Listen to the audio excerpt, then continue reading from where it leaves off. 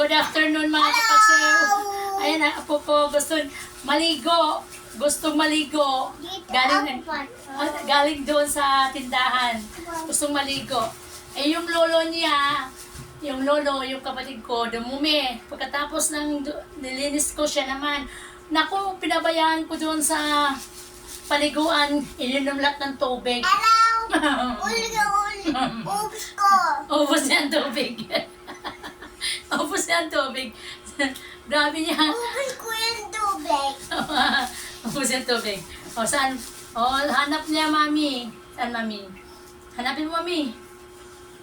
Hindi ko ka na. Saan, mami? Saan, mami? Sabi mo, mami, saan ka, mami? Sabi mo, saan ka, mami? Ay, natapon? Bibi.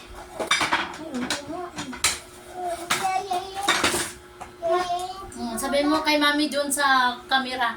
Mami, saan ka, mami?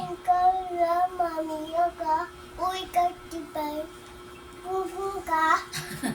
Ikaw, may mumu ka.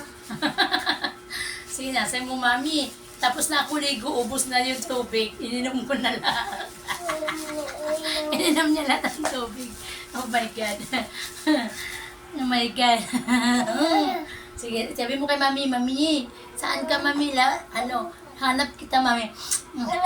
Oh, sige na. Oh, kwento ka doon kay mami. Ako kwento doon yung anak po ko sa mami niya. Hanap niya mami niya. Lola. Dali na.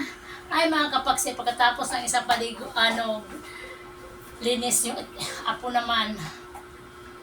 Ganun talaga ang buhay, mga kapaksi, na wala katapusan. Hindi natatapos sa ating obligasyon bilang isang nanay at isang kapatid, bilang isang lola. Grabe, no? Dami mong tungkulin, dami mong posisyon. Ano yan? Huwag na mag-short. Enough na. No, enough na. Natawagan mo si mami. Sabi mo, mami, uwi ka na. Uwi ka na? Tush. Sabi, mami, uwi ka na. Dali. Mami, uwi ka na. Dali na. Mami, uwi ka na. Saan ka ngayon? Dan gano'n. Oh, sige. Love you, mami. Sabi mo, love you, mami. Bye-bye. Love you, mami. Mag-I love you ka muna. Flying kiss ka muna. Huwag yung slipper ni Lola.